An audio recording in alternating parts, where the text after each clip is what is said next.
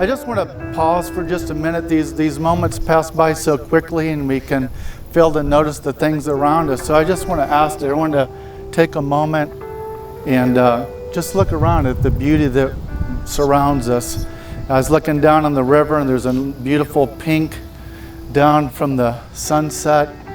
And Psalm 19 and Acts 14:17 explained us that God created the world in such a way that it gives testimony to Him.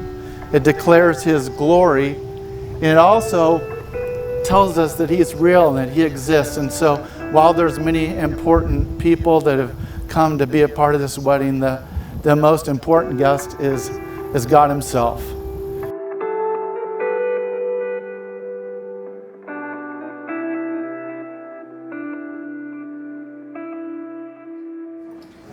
Friends, family, faith. That's what we're all about. Connor and Catherine, final words. Graduate. Okay. Graduate from graduate school. That would be the number one. All right. So, Connor, you are a gentle man. You're a gentleman. And I love you. I'd do anything for you. And we're going to have so much fun over the years. It's going to be great. You have no idea how competitive of a woman you just married. So she's going to have fun. Now, Catherine, I never thought that you would be marrying a guy who has a jacked up pickup truck. That's awesome. And if you'll notice, there's like camouflage pictures all over this place. The Chi Omegas at Ole Miss never thought that you would be leaving in a jacked up Dodge truck. But you know what? It's a great thing. Catherine, you truly have been one of my best friends and biggest confidants my entire life. You truly are seriously my go-to in every situation, whether it's I have a hilarious story to share or just I've had the toughest day. I genuinely know I can always count on you. Okay. All of my favorite memories with Catherine have truly been every year we've shared a room. For those of you who don't know, we shared a room most of my middle school and most of her high school. Most people my age cannot say they've done that with their older sister, who's 4 years older. One of my favorite, and then we also, even college breaks, Connor laughs at this because we still have little sleepovers together every week we have.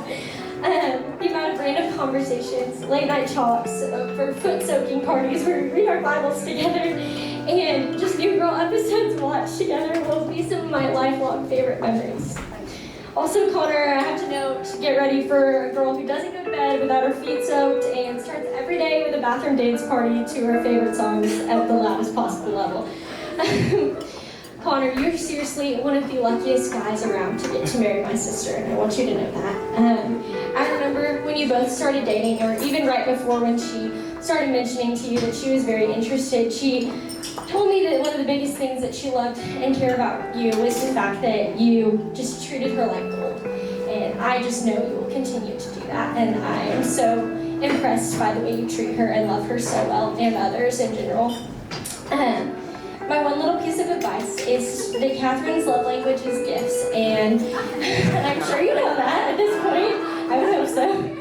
But my one little piece of advice would be, whether it's something big or something tiny, even if it means picking up her favorite box of Cheez-Its every once in a while, I promise you it will mean the world. And shoot, whether it's just been the best day ever or one of the hardest, that will mean the world to me. Well, I'm Parker. I'm Connor's cousin, and so I've known Connor since I was born, I guess. But he came out a little bit earlier than me, and he's always been a little bit faster than I've been. Maybe not mentally, but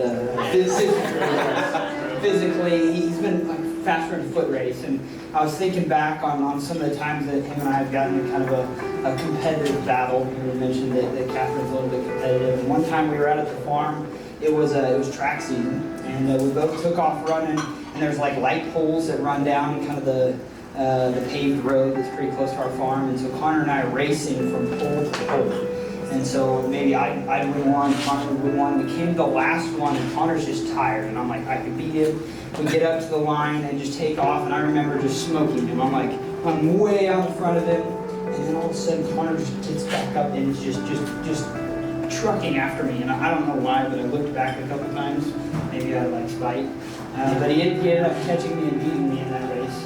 And from that time on, I've just seen Connor's work ethic. I don't just share that just because it's like, hey, he's a fast dude, but I've seen that work ethic in your life, Connor. I've seen that time and time again when things aren't easy, things are actually pretty hard at times, and you just push through that. You run, and you run hard. And so I love that about you, big dog.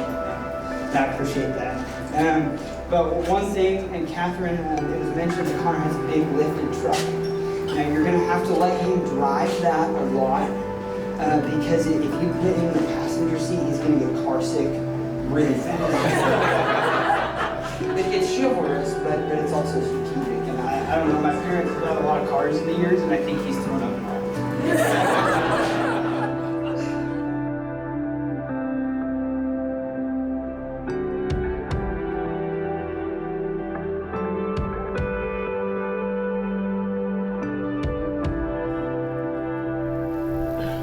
As we were preparing for the wedding, we met for coffee, and in addition to kind of figuring out the details of the service, I asked them if they would each share just a couple things that they appreciated about the person they were getting ready to marry. And I remember this is what Connor said of Catherine. He said, "With Catherine, I always feel heard. She has a deep love, compassion, and empathy for others." And he expressed how much he appreciated that unique quality. He also said, "She's really smart and beautiful." Catherine said of Connor, and I heard this by several people, she said, "Connor is a leader. I trust him. He pushes me to be better. He takes care of me."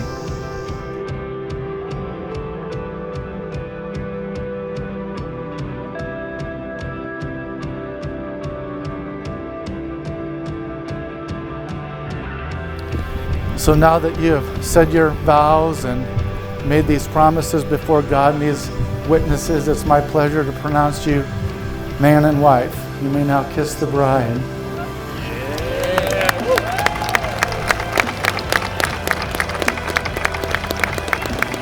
Ladies and gentlemen, it's now my pleasure to introduce to you Mr. and Mrs. Connor Yost.